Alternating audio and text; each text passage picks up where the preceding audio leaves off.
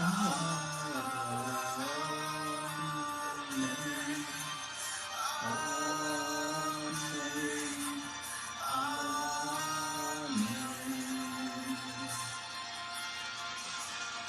o Senhor te abençoe e guarda.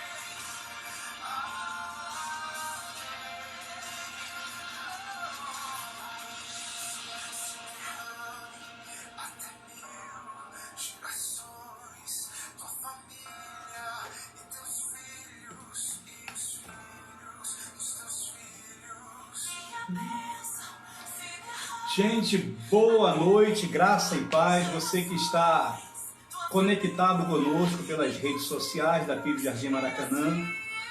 Convido você a compartilhar essa palavra de hoje, uma palavra muito específica para a igreja, mas também para as pessoas que ainda não conhecem toda a palavra do Senhor. Então, seria muito bom você fazer uma sala de vídeo, você que é membro também da nossa igreja, você que nos assiste constantemente, que Deus ministra no teu coração e que nesta noite haja paz no seu coração para você refletir tudo aquilo que o Senhor já falou ao nosso coração. Tá bom, gente? Sejam bem-vindos. Estamos aí estudando a carta que Paulo escreveu à igreja de Tessalônica e a gente vai hoje fazer um fechamento do capítulo 1 e 2. E semana que vem, ou bem provável sexta-feira, vocês vão nos acompanhando no nosso status, no status da PIB Jardim Maracanã, que é bem provável que a gente termine esse estudo da primeira carta aos Tessalonicenses na sexta-feira. E é muito importante o tema de sexta-feira ou da quarta-feira que vem, porque nós vamos estar falando sobre vida e morte, sobre ressurreição, quem é que vai para o céu depois que as pessoas morrem, quem realmente vai viver a eternidade com o Senhor, quais são os requisitos. Então o capítulo 3 e o capítulo 4 de 1 Tessalonicenses vai abordar esses assuntos. O capítulo 3 principalmente vai falar da maneira pelo qual nós estamos vivendo como igreja. Então é muito importante que você esteja atento e nos acompanhe e compartilhe para que outras pessoas recebam essa bendita e santa palavra do Senhor, tá bom? Eu vou já começar orando e quero orar por você. Vou baixar um pouquinho aqui o som, né? Um pouquinho, fica muito alto. Então observa que alguns pedidos de oração aqui, e se você tem um pedido específico de oração, eu gostaria que você pudesse estar colocando aí e faça o seu pedido, que no final a minha esposa vai separar os pedidos de oração e depois nós vamos orar no final e a gente também vai colocar no caderno de oração, tá bom? Eu quero já de antemão, na minha agenda de oração aqui, hoje especificamente, eu quero orar pela irmã Deise, ou melhor, continuar orando pela a irmã Deise, que é sogra do nosso irmão Jonei, mãe da nossa irmã Joana e mais as suas irmãs, a sua família. Nós queremos também estar orando pela Deise, mas agora é a Deise, a filha da irmã Rosa. Ela precisa muito das nossas orações. Ela está aqui também no nosso caderno de oração, na nossa agenda de oração, que a gente ora constantemente nesse sentido. Também temos a Rayane, que precisa muito das nossas orações. Essa semana eu estou orando especificamente por ela. Hoje eu mandei pela manhã um vídeo para ela, de uma mensagem que eu postei para algumas pessoas, e todo dia pela manhã eu vou estar postando uma mensagem e colocando nas redes sociais. Então amanhã de manhã você vai ter mais uma mensagem também para a sua vida, que vai ser lá para 7 horas da manhã, por aí, a gente já deve estar postando essa mensagem, tá bom? Um minutinho só um minutinho só, tá, gente? 24, 29, Mateus 7, 24. Um minutinho só, tá, gente?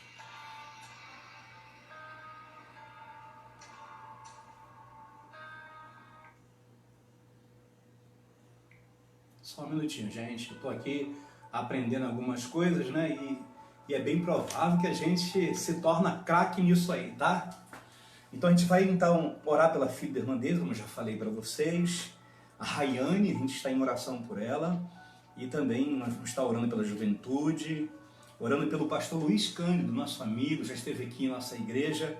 Ele está no CTI precisando muito da nossa oração. Então ore pelo pastor Luiz Cândido, é nosso amigo ali da PIB de Itaguaí, ele é adjunto ali do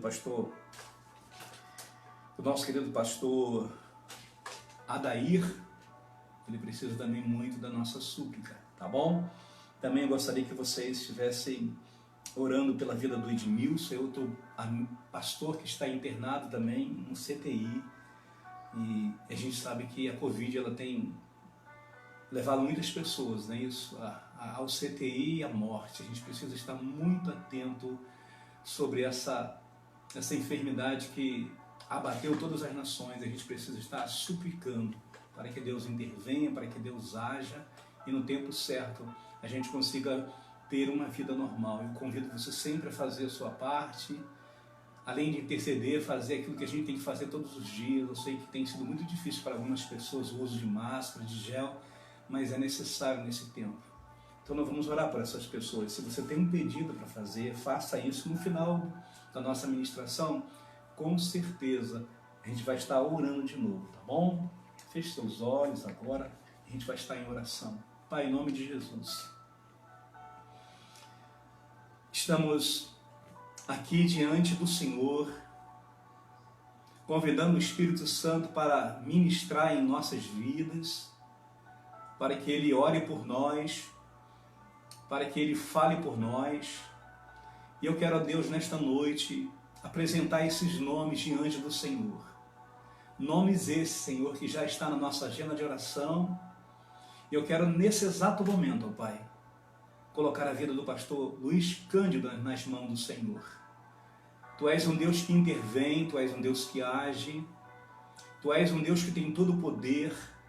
E na hora certa, segundo o seu poder, que opera no nome de Jesus, o Senhor vai intervir, vai agir com providência sobre a vida do teu filho. Acalma a tempestade da sua família, sua esposa, vai dando toda a calmaria que eles precisam para esse momento. Eu entrego também a irmã Deise nas mãos do Senhor, a sogra do nosso irmão Jonei, mãe da nossa irmã Joana. O Senhor é todo-poderoso, Pai, todo-poderoso para intervir nessa enfermidade e dar paz e segurança para a irmã Deise e para a sua família. Sabemos que tudo está em Tuas mãos. Sabemos, Senhor, que nada sai do Seu controle. E eu sei que a irmã Deise está nas Tuas mãos, na melhor mão do mundo, na melhor mão do médico do mundo, Senhor. Pai, eu quero entregar a vida da Rayane nas mãos do Senhor. Tira toda a sua angústia, toda a sua depressão. Vai repreendendo toda a seta de Satanás, todo o poder das trevas. Elimina, Deus, os seus desejos de morte, de pavor. Dá alegria para ela de paz, de regozijo, de controle que vem do Senhor. Também oramos pela Deise, a tua filha, Senhor, que está ali, ó Deus, em Jerupedreira, para que ela seja recuperada ou curada da sua enfermidade. A tua filha precisa muito de ti. E acalma o coração e a tempestade da irmã Rosa, sua mamãe, sabendo que Deus está sobre todas as coisas, Senhor.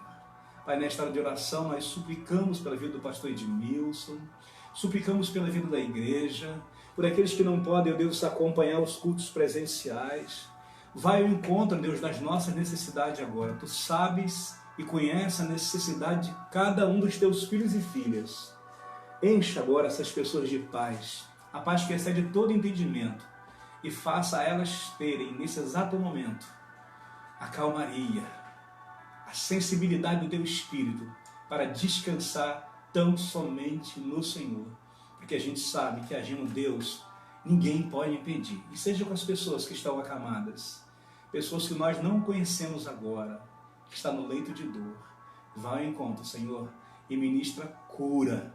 Eu sei que o Senhor pode fazer isso. E o Senhor opera segundo a eficácia do poder que há no nome de Jesus. E segundo a fé que nós cremos também no nome poderoso de Jesus. Fica conosco, Pai, ministra o nosso coração, é a nossa oração em nome de Jesus. Amém. Ok, gente? Então a gente vai estar falando dessa igreja que o mundo precisa. E é muito importante que você que nos ouve atenta para a necessidade de vivermos essa igreja que o mundo tanto precisa.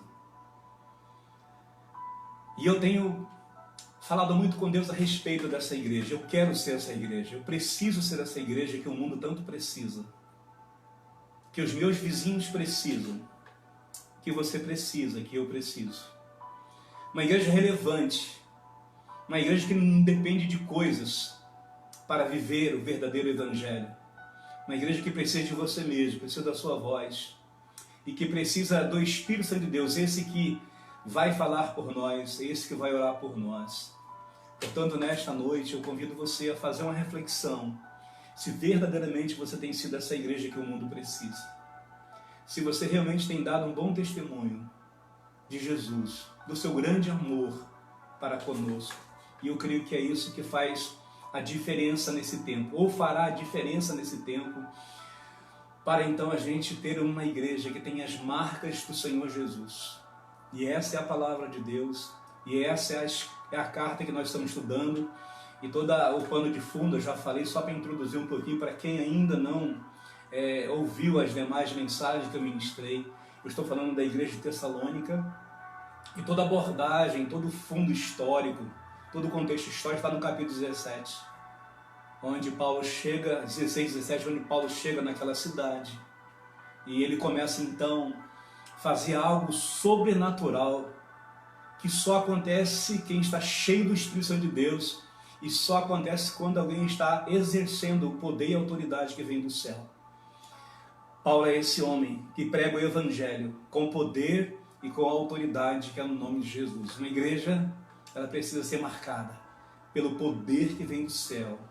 Uma igreja que realmente quer ser a igreja que o mundo precisa, ela precisa compreender que o Espírito Santo de Deus é algo sobrenatural na nossa vida quando a gente se dispõe a viver, a sentir e deixar Ele falar por nós e ministrar na nossa vida. Então eu convido você a pensar sobre essa missão do apóstolo Paulo, que está lá no capítulo 17 e que depois a gente vai entrar no capítulo 1 e capítulo 2 hoje, rapidamente fazendo uma síntese, mas ao mesmo tempo reflexões. Porque não basta tão somente a gente fazer um estudo, a gente tem que fazer uma reflexão do que somos ou que nós precisamos ser. Então eu quero usar o texto de 1 Coríntios para você entender que depois da conversão do apóstolo Paulo, algo muda na vida dele. E eu penso que essa igreja que o mundo precisa ser, ela só vai ser alguma coisa, ela só vai dar frutos, só vai atingir os propósitos de Deus se eu e você, de verdade, entender, ou se já entendeu que é uma nova criatura. A transformação que Deus fez na vida do apóstolo Paulo. Quem era Paulo? Perseguidor, agora ele passa a ser um pregador do Evangelho. Então essa incumbência, quando a gente é transformado, nada nos impede de sermos instrumento nas mãos do Senhor. Talvez seja essa uma das marcas que eu e você, que a igreja do Senhor precisa ser. Alguém que realmente cumpra os seus propósitos na terra. Não simplesmente viver, mas cumprir a missão que Deus deu a cada um de nós. E Paulo, ele tem essa incumbência, ele tem essa responsabilidade de chegar junto por tudo aquilo que ele viveu e pela transformação que o Evangelho fez na vida do apóstolo Paulo. Será que o Evangelho tem sido o poder de Deus na sua vida? Será que o Evangelho tem transformado a sua vida? Ou você está vivendo uma vida totalmente diferente, oposta do Evangelho? Porque quem viveu, quem realmente vive uma nova criatura, ele não tem tempo para fazer outra coisa a não ser seguir a Jesus e seguir os seus propósitos. Eu gosto muito dessa palavra propósito, porque em tudo na vida você tem que ter propósito, seus sonhos, seus objetivos, aonde você quer chegar. Você só chega se você entender a missão que Deus colocou em tuas mãos. E é necessário disciplina, é necessário foco, disposição, perseverança para a gente atingir tudo aquilo que Deus quer que sejamos, que a gente chegue lá. Portanto, eu quero usar esse texto da ação, do poder do Evangelho na vida do apóstolo Paulo. E é isso que eu quero chamar a tua atenção. Porque Paulo faz isso, ele tomou iniciativa, depois que ele se converte de verdade, ele faz o que nós deveríamos, ou o que nós precisamos fazer. Evidenciar o poder de Deus na vida das pessoas, através da minha vida e através da sua vida. Portanto, em nome de Jesus, eu convido você a ler o versículo de 1 Coríntios, capítulo 1, 4, e é muito bacana. Ele diz assim, 14, dou graças a Deus por não haver batizado nenhum de vós, com exceção Crispo e Gaio, para que ninguém diga que foram batizados em meu nome. É interessante que a primeira coisa que Paulo vai dizer, que ele está dizendo que ele vai ser sempre um devedor, de que tudo que ele tem, tudo que ele faz, não é para a glória dele, é para a glória do nome do Senhor Jesus. Então ele não quer glória, ele não quer nada que seja a não ser a glória do céu, ele não quer glória humana, ele quer viver uma vida de decência, de graça e de sabedoria. Observa que ele vai dizer isso. A mensagem dele é uma mensagem de salvação, ao mesmo tempo, a salvação dos outros era a sua prioridade. Então, se a gente tem essa graça bendita de Jesus, a prioridade da minha vida é fazer com que outras pessoas sejam salvas pela graça e a bendita graça, sensível graça do Senhor Jesus. Outra coisa que ele nos chama a atenção é o versículo 15, desse mesmo capítulo, diz assim: é verdade que batizei também a família de Estéfanes. Além desse, não sei se batizei outra pessoa, porque Cristo não me enviou para batizar, mas para pregar o Evangelho, não por sabedoria de palavras, mas, diz a palavra de Deus, para não esvaziar o significado da cruz. Então, quando Paulo pensa nessa palavra, ele vai falar justamente na necessidade que eu tenho de que tudo que eu faço, tudo que eu sou, o nome de Deus precisa ser engrandecido, exaltado e bendito. E aí eu faço uma síntese rapidamente para a gente entrar na palavra do Senhor, lá na carta de Paulo, quando ele diz assim, na segunda carta aos Coríntios, ele diz assim, versículo 15, ele vai dizer assim, 14, vou repetir, parece que é a mesma palavra, vai dizer assim, como também já em parte nos compreendeste que, olha que coisa interessante, somos o vosso motivo de orgulho, assim como sereis no dia do Senhor Jesus. E, confiante nisto, quis primeiro visitar para que recebeis segundo benefício, de visitá-lo enquanto eu estou na Macedônia, e lá eu devo voltar por intermédio daquilo que o Senhor vai conduzir para ele. Então, ele vai dizer que o evangelho que ele pregava era o poder de Deus, ele não tinha vergonha. Ele vai dizer que estava pronto e que não tinha vergonha do evangelho, do poder de Deus. Então, essa mensagem simples do evangelho pode ter sido, então, zombada, ironizada por muitas pessoas, mas Paulo não, ele pensava justamente, queridos, na vida que é Jesus, para que então essa vida que ele encontrou ali na estrada de Damasco, naquele encontro tão lindo que ele teve com Jesus, ele então muda de vida, ele é transformado, e a partir dessa transformação, queridos, ele começa uma nova etapa na sua vida, de mudança, tanto na parte de dentro para fora. Ele vive o Evangelho e ele toma posse desse Evangelho e anuncia o Evangelho. Portanto, essa mensagem é tão interessante e que eu chamo a tua atenção para a gente entender o capítulo de 1 Coríntios 1 e 22. E é interessante que o texto nos diz assim, porque na verdade a Bíblia vai dizer que a nossa tarefa é cumprir a missão, né? E é pela fé que a gente cumpre a nossa missão na face da terra, gente. Não é nada fácil. Eu creio que Paulo passou o que passou, por todas as necessidades que passou, porque ele tinha um propósito. Então a vida cristã, a vida da igreja, a gente sabe que não é nada muito fácil, não. A porta é apertada e o Senhor falou que não vai alargar essa porta. Estreito é o caminho, a gente tem que seguir nessa missão para que então a palavra de Deus seja ministrada na vida das pessoas. Eu quero ler então o versículo que me chamou bastante atenção. Eu quero usar tão somente o capítulo de 1 Coríntios 1, 18. Olha como diz a palavra do Senhor no capítulo 18, versículo 18. Porque a palavra da cruz é insensatez para os que estão perecendo, mas para nós que estamos salvos é o poder de Deus. Olha como é interessante. A salvação era o poder de Deus. E ele vai mais um pouquinho adiante e ele nos diz assim, que o Senhor vai destruir a sabedoria dos sábios e vai anular a inteligência dos inteligentes. E ele pergunta, onde está o sábio? Onde está o instruído?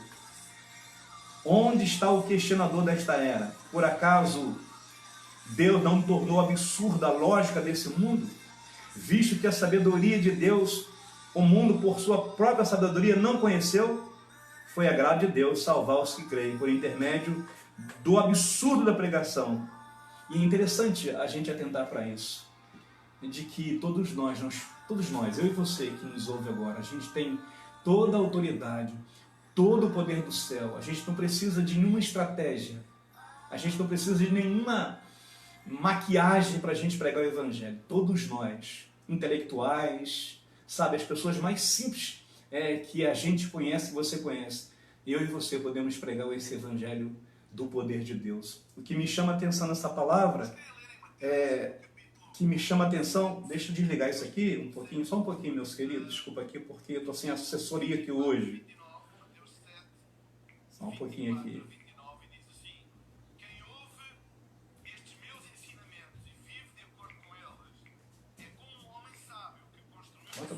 Bota para repetir para mim, por favor, meu filho. Chegou aqui o meu auxiliar. Então vamos agora a gente chamar a tua atenção para isso. E a primeira palavra que eu deixo para vocês é essa consciência que Paulo tem da salvação. E quando Paulo fala de salvação, gente, é algo que a gente não precisa mais se preocupar. Porque eu vejo muitas pessoas preocupadas se são salvas ou não salvas. Então, a partir do momento que pela fé você creu em Jesus como Salvador da sua vida, você já sabe que está salvo em nome de Jesus. E é a vontade de Deus, quem crê será batizado. E quem foi batizado, quando creu, já está salvo. Então tem pessoas que têm uma dificuldade enorme de achar que ainda está buscando a salvação. A Bíblia é tão clara nesse sentido. Quando a gente crê no Evangelho, quando a gente é transformado, a gente já tem a salvação. E a minha pergunta nesta noite, para a gente refletir, você tem certeza da sua salvação? Você pode dizer amém aí. Outra pergunta que eu faço para você, você sabe de verdade se é ou não uma nova criatura? Porque tem muita gente que não sabe que é uma nova criatura. Eu não consigo entender, e biblicamente não há nenhuma verdade para as pessoas que dizem que se converteu, que se tornou a nova criatura e se afastou do Senhor Jesus. A salvação, ela é de uma vez por toda. Quando a gente é salvo, quando a gente recebe a graça, é de uma vez por todas. Não tem essa de ficar repetindo. Eu volto, eu reconcilio. Não, gente. Quem pisou no lugar sagrado, quem teve um encontro verdadeiro com o Senhor Jesus está salvo e não tem como mais sair da comunhão que está em Cristo Jesus. É verdade que a gente fica desanimado algumas vezes, sim, mas a gente nunca mais pode sair do foco e do propósito de Deus. Então, eu faço a pergunta para você, você realmente é uma nova criatura? Você está vivendo essa nova criatura? Outra pergunta que eu faço para você nesta noite, você sabe da sua missão enquanto Cristo aqui vive na terra? Você sabe da sua missão? O que você tem que fazer na face da terra enquanto nova criatura? Eu creio que Paulo já sabia de tudo isso, queridos. E nós precisamos saber. A Bíblia nos ensina, e Paulo escreve à igreja de Filipenses, que se a gente tem essa certeza da salvação, se a gente realmente é uma nova criatura, Algo novo tem que todo dia mudar, algo novo tem que acontecer na nossa vida, tem que haver um renovo todo dia. É impossível a gente viver uma vida cristã mediana. Um dia eu estou em oração, um dia eu não estou, um dia eu leio a Bíblia, um dia eu não leio. Não dá para viver uma vida assim. Uma vida cristã ela tem que ser pautada na disciplina e na perseverança. Então eu penso aqui, como eu posso sair da comunhão do Espírito Santo de Deus? Eu, Gidiel Formiga.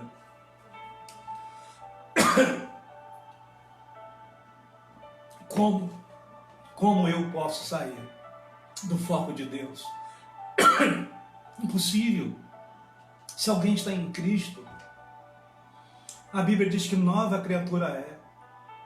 As coisas velhas já passaram. E eis que tudo se fez novo. Então observa uma coisa. Então aquilo que Deus fez na minha vida, a obra que Deus fez na minha vida, Ele fez pela metade? Não. Ele não fez pela metade. A obra que Ele fez por completo. Ele me pegou em suas mãos, colocou-me sobre o seu colo e está comigo até hoje. E jamais Ele vai desistir. Então, o que Deus fez na sua vida, na minha vida, é algo sobrenatural. E é justamente nisto que a gente tem que estar atento, de que a minha vida, que a sua vida, é um marco para esse tempo. A minha vida tem significado. Se eu tenho eternidade no coração, se eu verdadeiramente sou uma nova criatura, meu irmão, a minha vida é tocar o barco de Jesus, indo com Ele dentro desse barco, falando do amor de Deus e fazer com que eu cumpra a minha missão na terra. Portanto, queridos, há um texto de Filipenses capítulo 1 e 6, depois você vai ler, me chama a atenção, nos escritos que Paulo escreve à igreja de Filipenses. Ele vai dizer que o Evangelho, o poder de Deus é tão poderoso que ele pode chegar e faz com que eu e você cumpra a sua missão. Ele diz assim, aquele que começou a boa obra, mas antes ele vai dizer, eu estou convencido, eu tenho absoluta certeza que aquele que começou a boa obra é fiel para completá-la até o dia de Jesus Cristo. Paulo está dizendo o seguinte, a obra que Deus fez não foi pela metade. Eu vou até o fim, eu vou cumprir a minha missão na terra. E é justamente isso que ele vai dizer quando escreve mais uma vez uma carta a Timóteo, ele vai dizer, eu combati o bom combate e acabei a carreira, mas eu guardei a fé. Queridos, isso é impactante. Quando a gente faz uma leitura da igreja do Senhor e a gente pensa nessa igreja que eu preciso ser, que o mundo precisa, o que vai impactar a minha vida e a vida das pessoas é a obra que Deus fez lá atrás. E a obra que Deus fez na vida do apóstolo Paulo não foi de brincadeira, não, foi completa. E também na minha vida e na sua vida. Observe então na aplicação que eu quero chamar a tua atenção. Na verdade, eu quero ser sincero com você. No contexto de igreja, eu tenho 28 anos de ministério pastoral, e em toda a minha vida eu nunca deixei o foco da presença de Deus, da comunhão com os meus irmãos. Desde os meus 15 anos eu sirvo ao meu Deus e com muita alegria e com muita perseverança. A minha alegria é de sempre, porque essa alegria não vem de mim mesmo, ela vem do Senhor Jesus. Então é interessante notar que a gente tem observado uma porção de membros superficiais. Isso é muito ruim. Isso é muito ruim para o reino de Deus. Pessoas que oscilam, pessoas que não perseveram, pessoas que perdem o foco por causa de coisas humanas e por causa também de setas de Satanás. Muitas vezes ele nos enfraquece, mas as nossas armas não são humanas. As nossas armas são espirituais. E a ideia dessas armas espirituais é para o quê? Destruir as fortalezas do inferno. Então a gente não pode se permitir nunca se deixar levar pelas setas do inimigo. Portanto, eu penso que a igreja do Senhor Jesus, enquanto igreja, precisamos então trazer pessoas aos pés do Senhor Jesus. E eu penso que há alguma coisa errada nesse tempo. A igreja está muito frágil. Há muitas pessoas que não vivem uma vida de perseverança, de foco, de propósito. Isso falta muito na vida da igreja hoje. Eu chamei a tua atenção para algumas coisas porque eu fico olhando, e quando eu pego a igreja de Tessalônica, quando você vai ler lá em Tessalônica, fazer uma leitura do pano de fundo da história da igreja de Tessalônica, meu Deus, queridos, eu me envergonho, eu, pastor Gideão, me envergonho. Me envergonho porque a gente está tanto tempo, a gente vive tanto tempo como cristão, e tem pessoas que até hoje não conseguiram levar uma alma aos pés do Senhor Jesus. Meu Deus, você já imaginou que nova criatura é essa que não consegue, ao longo de um ano, levar uma pessoa aos pés do Senhor Jesus? Não está errado alguma coisa com a gente? Com a nossa vida espiritual, gente? Alguma coisa está errada. Será que a gente não está orando? Será que a gente não crê mais no poder do Espírito de Deus? Será que a gente não está fazendo aquele trabalho de casa? Ou de casa em casa? Será que a gente perdeu realmente a alegria do Espírito, irmãos? Observa o que Paulo vai dizer no capítulo 17, lá de Atos, no versículo 1 versículo 3. Paulo aproveita 3 sábados. Ele sabia que ali era o ponto inicial para evangelizar aquela cidade de quase 200 mil pessoas. Então observa que Paulo aproveita 3 sábados somente. Agora eu fico a me perguntar, e os demais dias dessas 3 semanas que Paulo ficou em Tessalônica? Você acha que ele ficou a ver navios? Não, aos sábados ele estava com certeza ensinando aos judeus daquela cidade, e também os gregos que conheciam a lei do Senhor, mas não conhecia o plano eterno da salvação que está em Cristo Jesus. Então Paulo aproveita aquele momento, gente. E o que me chamou bastante a atenção, e que falta muito na igreja, é que uma grande parcela da igreja não quer mais aprender as Escrituras. Não há mais ensino, há culto aos domingos. As pessoas não querem se aprofundar na palavra de Deus. Talvez tenha sido isso a maior necessidade da igreja, de se aprofundar nas Escrituras. Portanto, em nome de Jesus, eu convido a você nesta noite, melhor dizendo, a refazer a sua vida, a ter uma consciência de que a igreja só vai cumprir a sua missão se a gente fizer o que Paulo nos ensinou. Observe que por 3 sábados somente, ele vai examinar as Escrituras. Eu vou ler com vocês. Ele vai dizer assim, no capítulo 17 de Atos, que para mim é algo maravilhoso ao meu coração, e eu fico assim vibrando, irmãos, quando eu vejo Paulo em 3 semanas fazer coisas que a gente não fez e nem faz em 1 ano, 2 anos.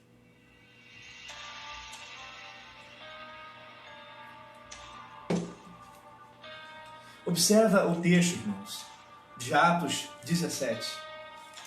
Na hora certa eu vou parar, irmãos, tá? E sexta-feira eu vou continuar. Não se preocupe que eu vou terminar na hora certinha, tá bom?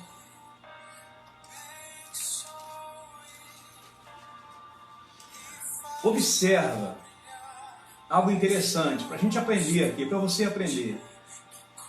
Porque às vezes as pessoas vivem uma vida religiosa e esquecem de se aprofundar nos ensinos das Escrituras.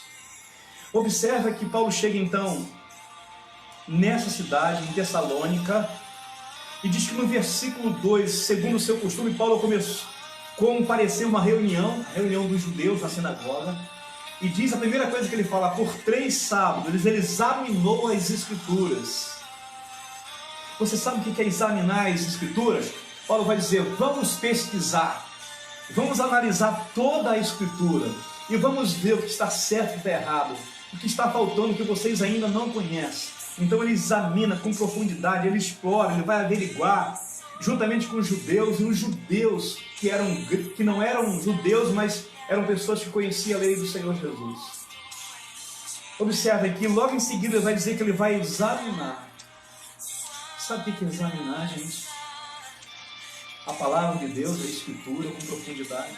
Segunda coisa que ele faz, que para mim isso é interessante, ele vai dizer assim, explicando. Então ele examina a Escritura, ele explica. Então ele dá exemplo, olha aqui, ó, é assim que diz a palavra do Senhor. Aí os gregos que conhecem a lei, olha aqui, mas aqui Jesus, os profetas. Então ele vai explicando. A Bíblia é um discipulado em 3 sábados somente. E ele consegue fazer com que as pessoas enxergam o poder do Evangelho, E mais do que isso, além de explicar, além de aprofundar, além de descrever, além de interpretar as Escrituras, sabe o que Paulo vai dizer? Agora Paulo vai testificar. Irmãos, é algo tremendamente abençoador, porque diz que ele examina, ele explica, agora ele vai demonstrando que era necessário que Cristo sofresse e ressuscitasse dentre os mortos. E ele dizia: este é Jesus que eu vos anuncio, o Cristo. É algo tremendo, amados. É algo maravilhoso a gente entender isso. Então ele vai testemunhar e ele vai convencer aquelas pessoas daquela cidade. E olha que ele está no meio de uma cidade que tem mais de 200.000 pessoas. E aí olha o que diz o texto. Alguns deles, diz a palavra, foram convencidos e se reuniram com Paulo e Silas, bem como uma grande multidão de gregos temente a Deus e muitas mulheres de posição. Está entendendo? Igreja, está entendendo, igreja? É algo maravilhoso. Apenas 3 sábados, uma multidão de pessoas são salvas, são transformados por causa de um homem, 2 homens, 3 homens, Paulo, Silas e Timóteo. O poder do Evangelho não está na quantidade de pessoas. O poder do Evangelho está diante das pessoas que querem examinar as Escrituras, se aprofundar das Escrituras e expor as Escrituras. Quantas pessoas, gente, não sabe expor um pouquinho das Escrituras Sagradas? E quando pega essa palavra, treme diante das pessoas. Pelo contrário, irmãos, a gente não tem que tremer, não. A gente tem que levar o poder dessa palavra na vida das pessoas, sem medo de ser feliz. Então Paulo, além de examinar, além de explicar, Paulo agora também faz algo que eu e você precisamos fazer: testemunhar. E uma multidão de pessoas se rende aos pés do Senhor. 3 semanas somente, 3 sábados, Paulo faz um movimento naquela igreja que traz um alvoroço tão grande que as pessoas vão sendo salvas, que as pessoas vão sendo curadas e libertas. Quando você pega o versículo de Atos 4, diz o seguinte, mais na frente, o versículo 11, os judeus, olha que coisa interessante, eu acho isso tremendo. E ao anoitecer, os irmãos vieram no versículo 4, alguns judeus que ouviram e foram convencidos, aí diz que vai unir a Paulo. E no versículo 11 vai dizer assim, os judeus que moravam em Bereia. Então Paulo teve que correr, porque começaram então a perseguir Paulo e queria prender o apóstolo Paulo e vai para Bereia. Agora em Bereia há um movimento de avivamento de novo. Gente, a igreja do Senhor é algo tremendo. Quando nós somos impulsionados pelo poder do Espírito Santo de Deus, quando a gente está cheio da palavra do Senhor, aonde a gente vai, a gente causa um alvoroço espiritual. Há um levantar do Espírito Santo de Deus ali, um mover de Deus naquela cidade, que aonde Paulo ia, o mover de Deus era tão grande. Ele chega em Bereia, aí que o negócio me chama a atenção, eu fiquei tão feliz. Os judeus que moravam em Bereia tinham a mente mais aberta do que os tessalônicos. Então ele vai para outro lugar e diz o texto, e ouvir a mensagem do apóstolo Paulo com grande interesse, todos os dias, mais uma vez, examinava as Escrituras para ver o que Paulo e Silas ensinavam a verdade. Qual é o resultado disso, irmãos? Versículo 12. Como resultado, muitos judeus creram, assim como vários gregos de alta posição, tanto homens como mulheres. O Evangelho não tem essa ideia de faixa etária, não, de questão de patamar de riqueza, não. O Evangelho atingiu a classe social mais elevada, a classe mediana e a mais baixa. Porque o poder de Deus chega lá nas comunidades, chega também lá nos palácios. Porque o Evangelho é o poder de Deus. Quem ouve estes meus ensinamentos e vive de acordo com eles, é como um homem sábio que construiu. Deixa eu desligar isso aqui, irmãos. Caiu a chuva, vieram as enchentes e o vento soprou com força contra aquela casa, porém ela não caiu. Pode colocar para lá, meu filho. Então observe uma coisa, como o Evangelho, desculpa aí, irmãos, ao vivo é assim mesmo, né? Quando a gente está na igreja, a gente, ao vivo a gente tem algumas dificuldades aqui na questão da mídia, mas a gente está acertando, né? Já estou no lugar certo, já estou no meu gabinete e a gente está se aprofundando para a gente melhorar o nosso estudo. Então eu quero finalizar para chamar a atenção de vocês. Apenas Paulo, Silas e Timóteo causaram um alvoroço tão grande naquela igreja, que aquela cidade aonde Paulo ia, aonde Silas ia, aonde Timóteo ia, o poder do Evangelho transformava a vida das pessoas. Vocês estão entendendo, irmãos? PIB Jardim Maracanã, nós como igreja, será que a gente está causando esse impacto? O nosso bairro Jardim Maracanã, na cidade de Seropédica, a qual nós moramos. Será que as igrejas têm demonstrado esse poder de Deus na vida das pessoas? Apenas 3 pessoas, Paulo, Silas e Timóteo, causaram alvoroço.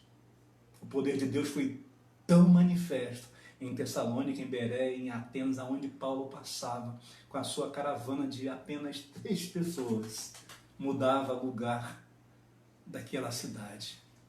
E nós como igreja, e você como igreja, você que disse evangélico, qual é a dimensão do evangelho, do poder de Deus na sua vida, na vida de outras pessoas? Essa foi a igreja que provocou a maior avivamento em uma cidade chamada Tessalônica. Um avivamento, queridos. Essa é a igreja que você precisa ser. É essa igreja que eu e você temos que imitar. Que coisa tremenda, irmãos. Que coisa tremenda. E aí eu vou para os finalmente aqui, para a gente fechar. E eu quero usar, então, a carta de Paulo à igreja de Tessalônica. E eu quero muito chamar a tua atenção e que você, sexta-feira, vem com a gente. Eu quero falar sobre a ressurreição, sobre das pessoas que morrem com o Senhor Jesus, para onde elas vão, de que maneira elas voltam. Será que a alma sobe? Será que essa alma fica em algum lugar? De que forma Jesus vai voltar? Como vai ser? Que dia vai ser? Eu quero chamar a tua atenção para que a gente entenda o arrebatamento da igreja e a gente precisa estar preocupado porque esse tempo é um tempo de arrebatamento da igreja.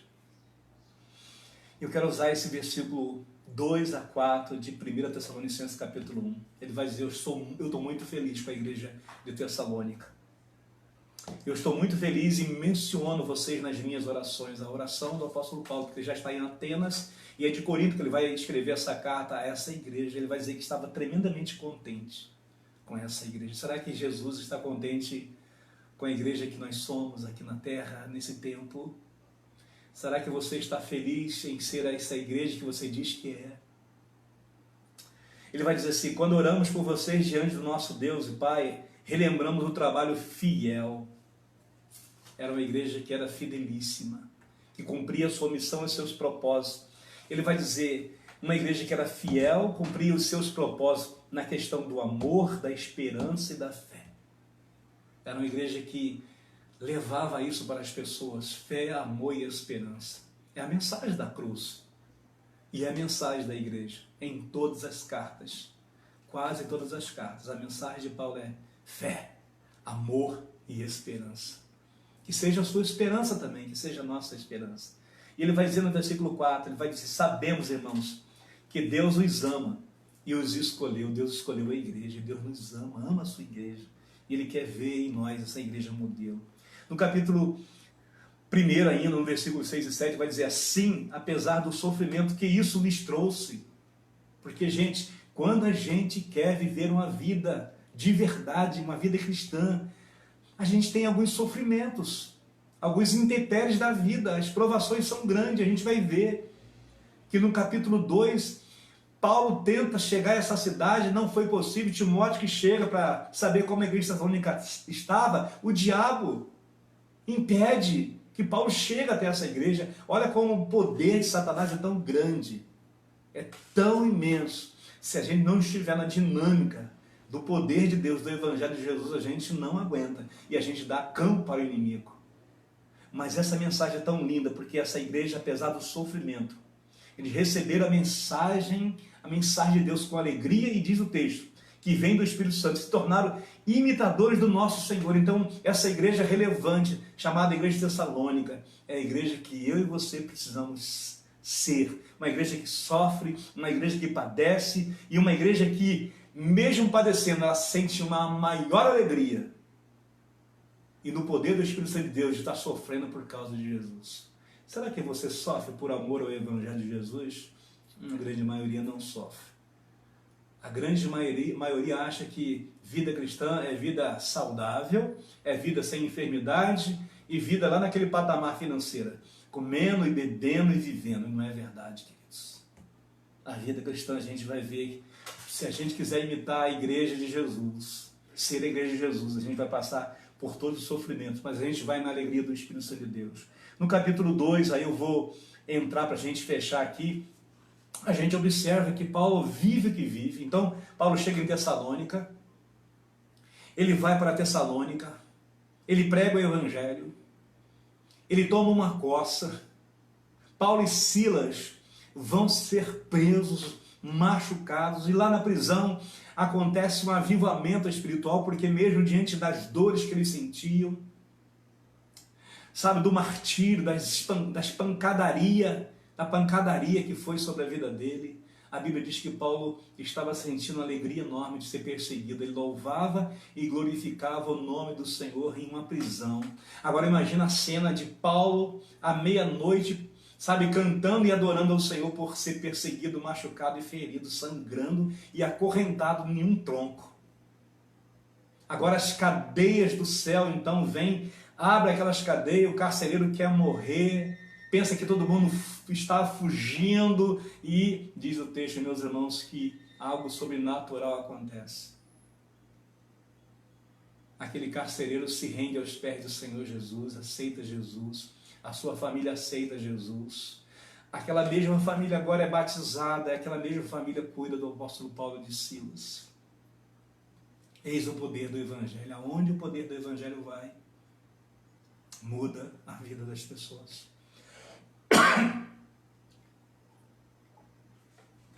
Quero concluir dizendo uma coisa para vocês, irmãos.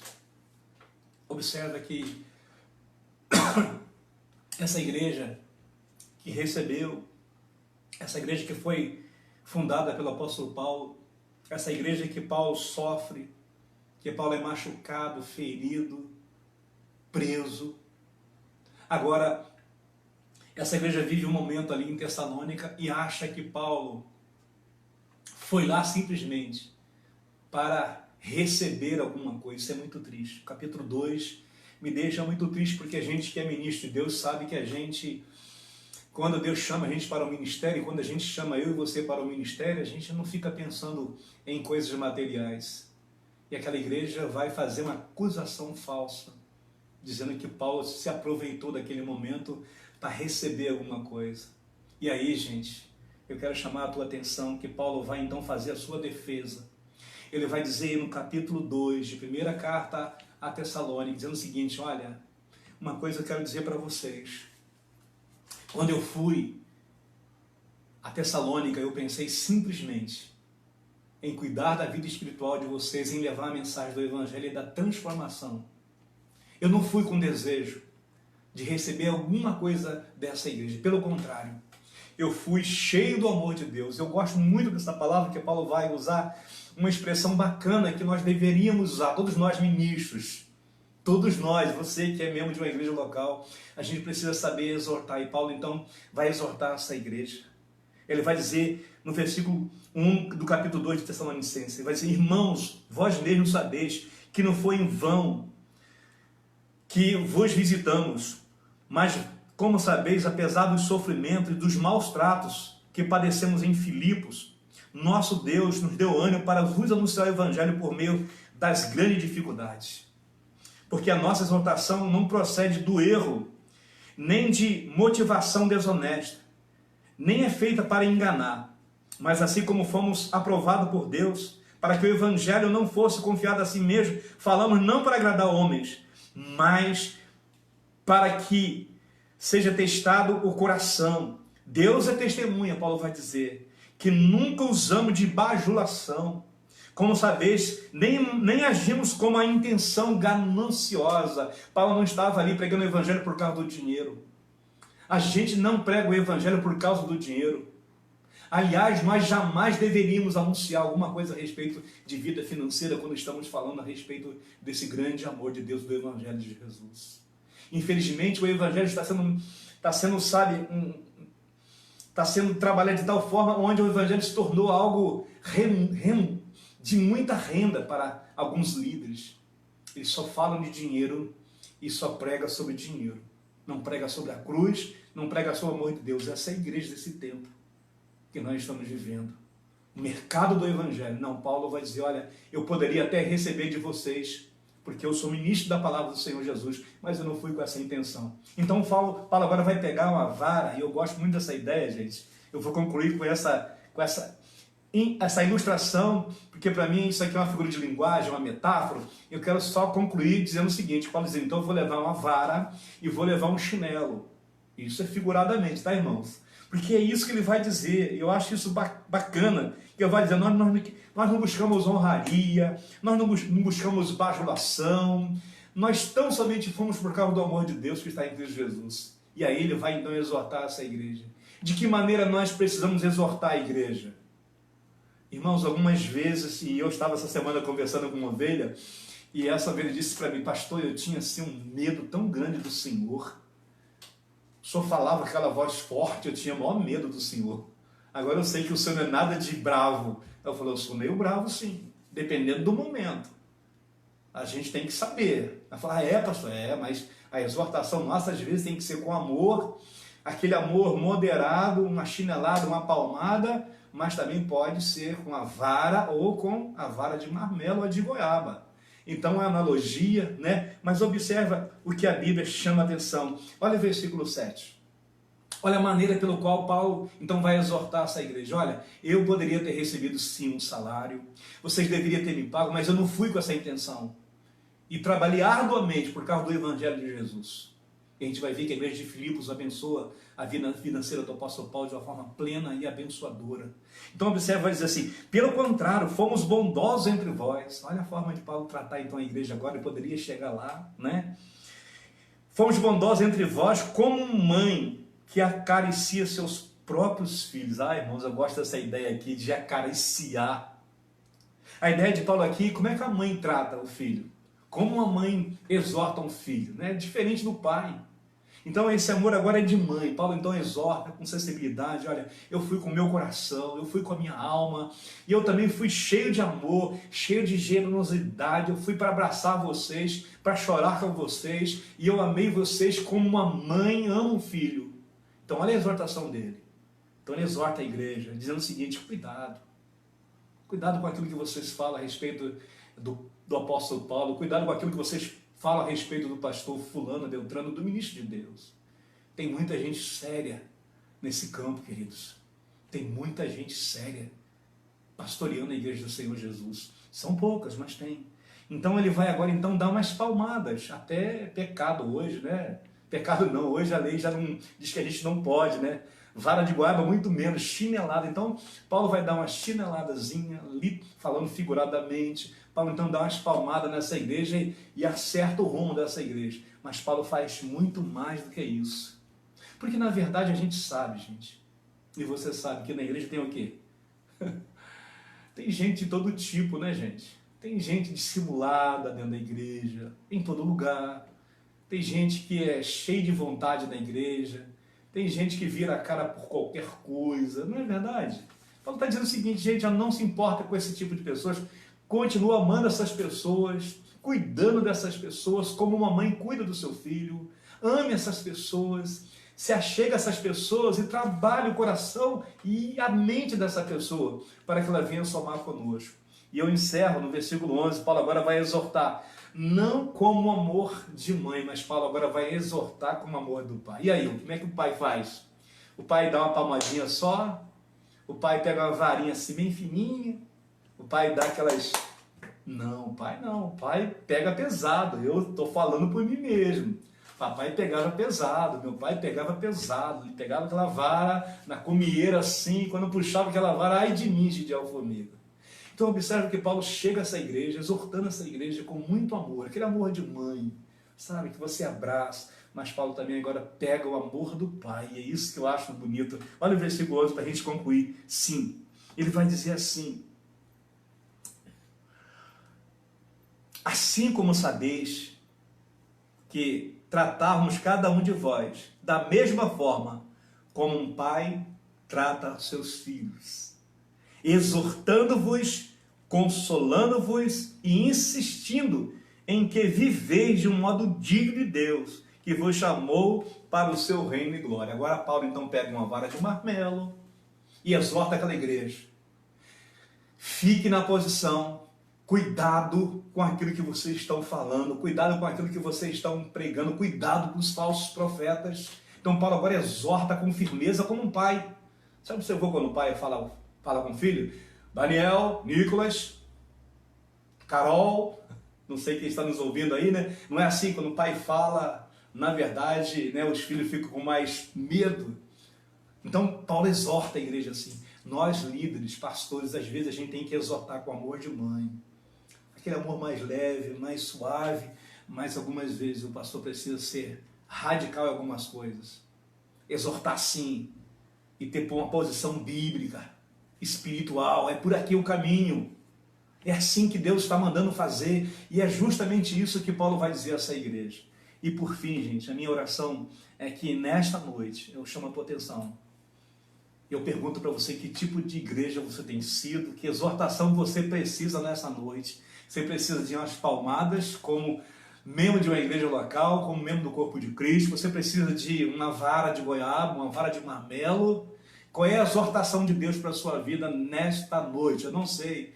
Joseni, que está lá em João Pessoa, sei lá, Maceió, creio que não, né? Porque ele manda mensagem todos os dias. As meditações do nosso irmão Joseni Martins é uma benção, a gente lê de vez em quando, não leio todos, viu? Não vou mentir para você, mas eu leio algumas ilustrações e meditações que você manda e que somam conosco. Eu creio que muitas pessoas recebem isso também.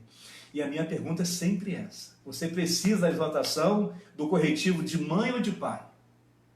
Ou será que você precisa dos dois? Do marmelo, da vara de goiaba, do chinelo ou das palmadas? Talvez você esteja precisando dos dois. Então, gente, no próximo estudo, no capítulo 3 e 4, nós vamos falar sobre a igreja que vai subir. E esse estudo é muito interessante. A igreja que estava com dúvida a respeito da ressurreição dos crentes. E aí, você tem certeza que você vai para o céu? Aonde é o céu? Aonde vai a sua alma quando você morrer? Será que é lucro a gente morrer? Ou será que a gente precisa fazer um ajuste? Então, claro que eu tenho que fazer, mas tem que ser hoje, tem que ser agora. Então, na semana que vem eu vou chamar a tua atenção para você aprender. E a gente vai terminar então a nossa mensagem de hoje agradecendo você que chegou conosco até neste exato momento. Hoje eu fui um pouquinho além da conta, mas na sexta-feira eu prometo estar de novo aqui fazendo um resumo e você vai aprender sobre a ressurreição. As pessoas que morrem sem Jesus e as pessoas que morrem com Jesus. Para onde a alma dessas pessoas vão? De que forma ela vai voltar na segunda vinda de Jesus? A gente vai aprender isso. Que Deus abençoe a sua vida. Obrigado por nos assistir até agora. Que Deus abençoe a sua vida, a sua família, porque eu sei que Deus é muito bom, eternamente bom. Eu vou orar por você. Pai, em nome de Jesus, eu oro nesse exato momento pedindo ao céu que o Senhor venha abençoar as pessoas que nos ouviram, não a mim mesmo, mas a sua palavra, e receber a sua palavra. A minha oração, que a própria palavra seja a exortação que as pessoas precisam para esse tempo.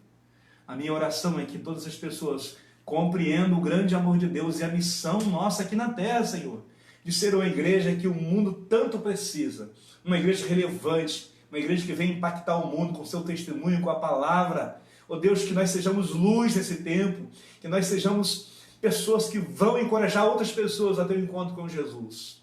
Oh Pai, que a nossa igreja, que todos nós venhamos dar frutos, porque é isso que Deus nos chamou, para darmos frutos, e frutos que permaneçam. É a nossa oração, e crendo que o Senhor já falou o coração de cada um de nós, a nossa súplica, em nome de Jesus. Amém. Gente, Deus abençoe vocês. Depois eu vou curtir aí, você que está nos assistindo. Tenha uma noite abençoada e volta comigo na sexta-feira às 20 horas, porque a gente vai aprender muito a respeito de Deus. Boa noite para todos, porque Deus é sempre bom, eternamente bom, na minha vida e na sua vida. Boa noite.